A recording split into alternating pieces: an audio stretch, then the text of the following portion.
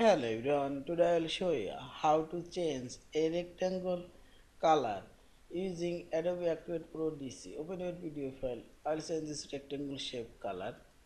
First select this tools option and scroll down or up. Here we will find this comment option.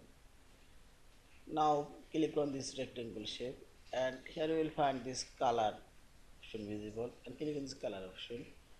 Here you can change fill color. This is border color. You can change and also select this gear icon and rectangle dialog box open. Here you can add more border color option. You can choose here custom border color. Okay, and again select properties and here also you can change here more fill color you can add and select OK. Yeah, this is.